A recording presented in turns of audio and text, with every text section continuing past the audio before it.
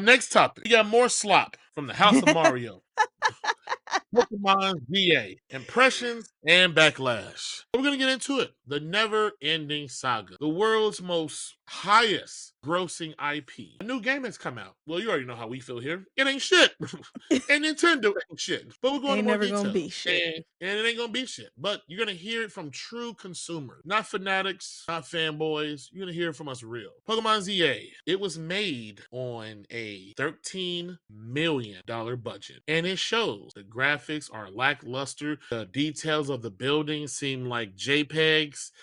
Even the character creation is subpar. I mean, for Christ's sakes, you have video games such as Saints Row that came out well over a decade ago that had better customization to it. The story is humdrum. They have scummy business practices because the game is not just $60/$70. It's well over $100 for you to truly experience the game as it is. It is, in my opinion, it's just me, we're all opinionated base here, it's lackluster. Pokemon Arceus, which came out a few years ago, was praised for being something different, something new, a fresh take on it, and Nintendo was like, oh, you guys like that? We can do better and save more money. Hell, even the dialogue seems it was written by an AI. That's shit. There's current backlash going on with the game right now because people feel Nintendo is not trying. Matter of fact, I'm gonna take that back. Game Freak is not trying because Nintendo does not make these games. Game Freak make these games. And if I remember correctly, I believe every 3 years they have to pump out something of quality. But you would assume the people that make the highest grossing IP, the shit that outputs Star Wars, that outdoes Call of Duty, can surely take that waft, that swag, that big dick money wallet of Nintendo, let alone their own, and give us a more compelling product. They truly can't. The game costs $60, $70. There is a day one $30 DLC. That brings it to $100. Then you also need Nintendo Online membership to enjoy said DLC because it will come out in waves and it is completely linked to the multiplayer of the game.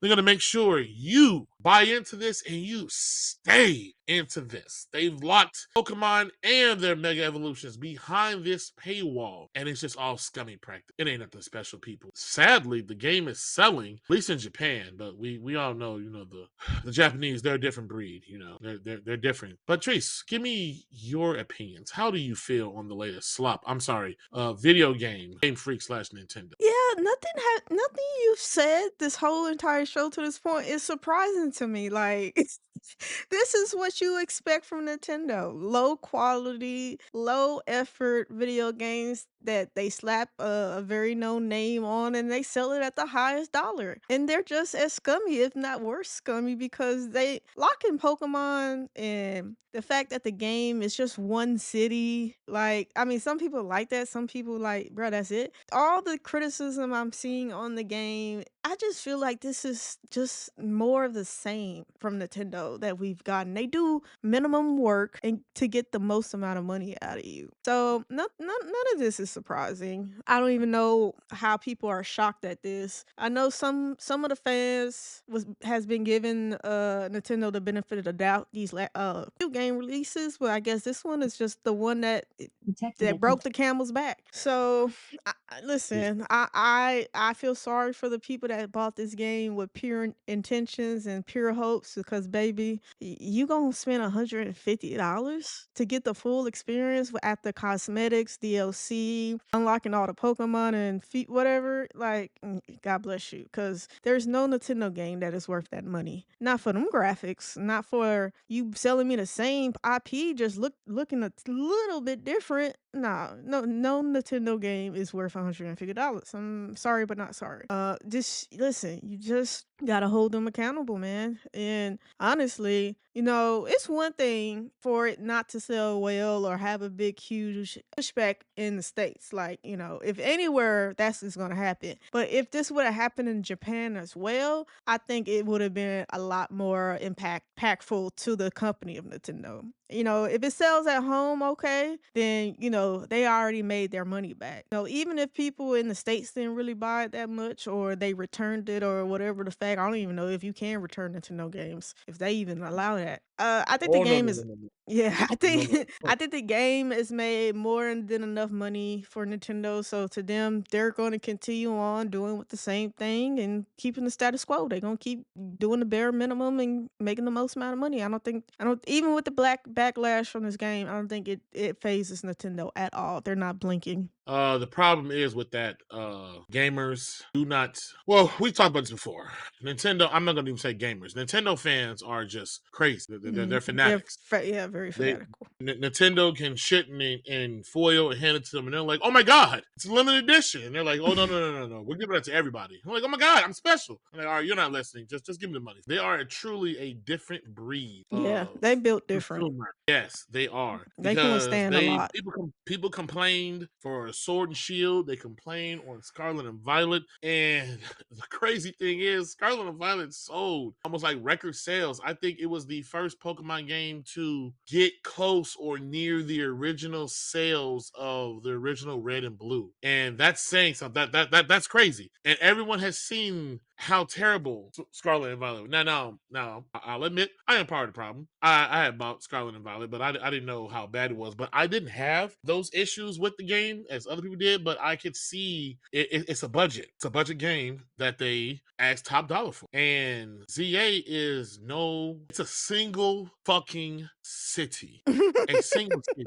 Arceus gave you the hub was the city, but you had different spans of the countryside to go out and explore. You had something to do. Yes, it was not connected, as one big open world. I mean, I don't know why you would expect something like that from Nintendo, when I mean it took them over a decade, if not more, to really shake up the formula of Pokemon from the sprites to 3D, but it's a single fucking city. Whereas it's an original release of the game, more explorable. Hell, buildings to go into. I need to state this in 2025.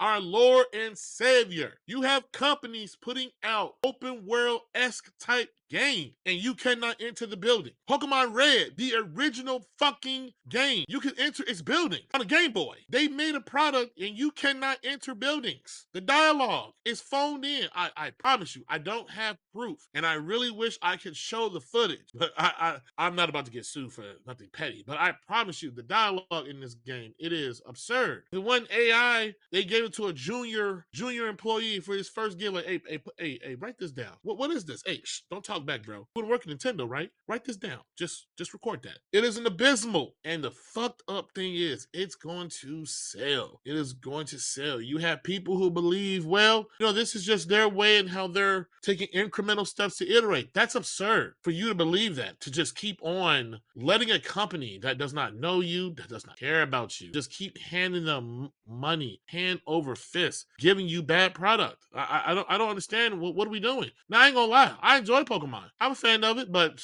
you are no longer going to get me to waste my money on inferior, especially not $70. I mean, 60 was one thing, even 50. In this economic time, money, man. But you want $70, and then you expect people to pay the DLC, and you're gonna drip feed people? No. We're not. Even though I have heard reports that there are some people who do like the change from the turn-based to the real time. You have some people who kind of enjoy that, and okay, I would want to say they're trying, but let's be real, they don't give two shits. They're not trying. Somewhere along one of their junior analysts was like, hey, we got to try to keep it fresh. At least try. And he went from junior analyst to just analyst, and that's as far as he's gonna go. I mean, there's nothing more to be said. Nintendo has drained everlasting life of this slowly but surely. It's almost a shadow of its former self. Oh yes, and you can say, "Ooh, it's open world." I mean, if you really want to get technical, Pokemon Red and Blue were open worlds. Oh, yeah. You literally could go any and everywhere in them games. Yeah, there were certain story progression hurdles, but almost every RPG does that. Take that away, the open world part of it. Oh, it's 3D now. Is it? Was that compromise worth it though for that to be 3D? Because in my opinion, and I'll say this, the only reason I feel Pokemon for the Switch have come out that have been the way that they are is because since Nintendo chose to make the Switch a quote unquote hybrid console, and I'm gonna call bullshit on that. The Switch and Switch 2 is a fucking handheld that they give you a peripheral to allow you to put it on your TV. It's no different than hooking up the cables to your HDMI cable to your laptop, and now you display it on your TV. It's no fucking different. Nintendo is very clever. They are very fucking slick because if you go back and look at the history of Nintendo, their handhelds have always been on point. Their home consoles, GameCube went so hot, and the Wii U was. I'm sorry, the Wii was top shit. The Wii U, the Wait, wait, wait. the Wait. What do you mean GameCube wasn't shit? I'm talking about sales. The GameCube didn't sell? GameCube sold Listen, cause I like had a 24. GameCube and I love my Yeah. GameCube. No. I'm not saying it was a bad console. I'm Oh, saying it did not okay. sell. Yeah. I'm saying it did not sell. Nintendo has always struggled in the home console department. Once Sony came onto the scene after Nintendo backstabbed them, Nintendo home consoles did not sell like that anymore. The N64, I think, was only 30 something million in sales. The GameCube, if I remember correctly, was 21. And I believe the original Xbox sold more than it. I believe the original Xbox was 24 million and the GameCube was 21 million. And Oh, yeah. somewhere along the line, I Nintendo was see. yeah. Yeah, the Mm-hmm. GameCube sold 21.7 million worldwide, while Sony PlayStation 2 sold 155 million. And even the new Microsoft Xbox at the time sold 24 million units. Damn. Outdoing them. The new kid on the block outdid the OG.